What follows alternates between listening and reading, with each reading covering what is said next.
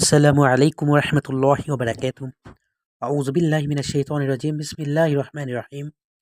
মুসলিম জাতির মুসলিম জাতির পিতা বলা হয় কোন নবীকে? ইসলামের মধ্যে যে মুসলিম জাতির পিতা বলা হয় কোন নবীকে, এই নবীকে নিয়ে আমরা অবশ্যই আলোচনা করব। আসলে মুসলিম জাতির পিতা বলা হয় হযরত ইব্রাহিম আলাইহিস সালামকে। কেন হযরত ইব্রাহিম আলাইহিস সালামকে জাতির পিতা বলা হয়, এটা অবশ্যই রহস্যটা আপনাদেরকে আজকে উদ্ঘাটন করাবো ইনশাআল্লাহ। তো চলুন আর দেরি করি না, তাহলে জাতির পিতা ইব্রাহিম সাল্লাল্লাহু আলাইহি সাল্লামকে বলা হয় কোন কেন, তাহলে আমরা শুরু করতে যাই। হযরত ইব্রাহিম আলাইহিস সালাম ছিলেন হযরত নূহ আলাইহিস সালাম 11তম অধস্তন পুরুষ। নূহ আলাইহিস সালাম প্রায় 2000 বছর পর তিনি পৃথিবীতে আসেন। তাকে বলা হয় আবুল আম্বিয়া তথা নবীদের আদি পিতা। 7জন নবী ছাড়া সব নবী রাসূল তার বংশ থেকে এসেছেন। তিনি মুসলমানদের জাতির পিতা। মুসলিম নামটি তিনি প্রথম রাখেন। হযরত ইব্রাহিম আলাইহিস সালাম প্রভু প্রেমে ত্যাগ তিতিক্ষার অন্যান্য নজির স্থাপন করে গেছেন। আল্লাহ তার আনুগত্য ছিল শর্তহীন, যে কারণে তার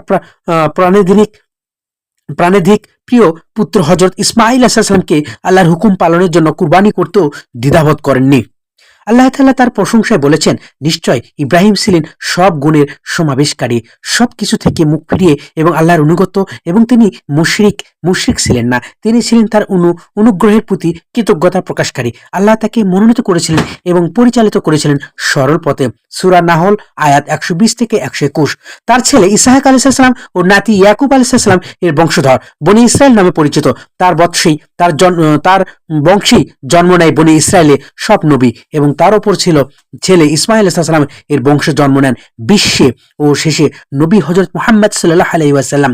নবীজি হযরত মুহাম্মদ সাল্লাল্লাহু আলাইহি ওয়াসাল্লাম জন্মগ্রহণ করেছিলেন আরবের কুরাইশ বংশে। তারা ছিল হযরত ইসমাঈল আলাইহিস সালামের বংশধর। সেই হিসাবে ইব্রাহিম আলাইহিস সালামকে হলেন আরববাসীর পিতা। ইসলামের নবী হযরত মুহাম্মদ সাল্লাল্লাহু আলাইহি ওয়াসাল্লাম যেহেতু আরব বংশে, তাই ইব্রাহিম আলাইহিস সালাম ও তার পিতাও ছিলেন। এভাবেই ইব্রাহিম আলাইহিস সালাম সকল উম্মাতে মুহাম্মাদিরও পিতা। উম্মাতে মুহাম্মাদিকে তিনি মুসলিম হিসাবে নামকরণ করেছেন। পবিত্র কোরআনে বর্ণিত হয়েছে, তোমাদের জাতির পিতা ইব্রাহিম, তিনি তোমাদের নাম রেখেছেন মুসলিম। সূরা হজ আয়াত নাম্বার 78। এই আয়াতে থেকে প্রমাণিত তিনি মুসলিম জাতির পিতা। এই আয়াতের তাফসিরে মুফাসসিরগণ বলেন, ইব্রাহিম আলাইহিস সালাম আরবদের বংশগত ও পিতৃপুরুষ ছিলেন, অর্থাৎ আরবদের বংশ পরস্পরা হযরত ইব্রাহিম আলাইহিস সালাম পর্যন্ত গিয়ে মিলিত হয়েছে, কিন্তু মর্যাদার দিক দিয়ে তিনি সমগ্র মুসলিম বিশ্বের পিতার আসনে অসীন।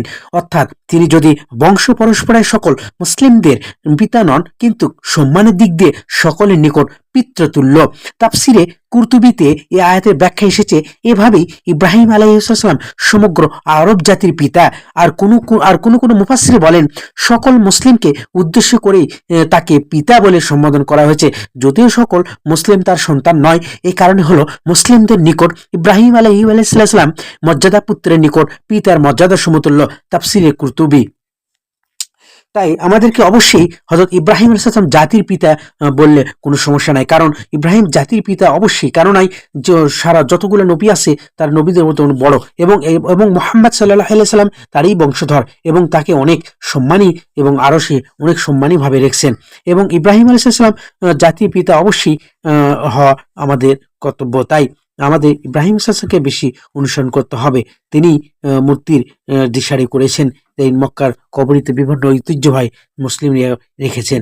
তাই ঐতিহ্য অবশ্যই ইতিহাসের কিছু পাতায় লিখে গেছে যে ইব্রাহিম আলাইহিস সালাম জাতির পিতা। ঠিক আছে বন্ধুরা, সবাই ভালো থাকবেন, সুস্থ থাকবেন। আসসালামু আলাইকুম ওয়া রাহমাতুল্লাহি ওয়া বারাকাতুহু।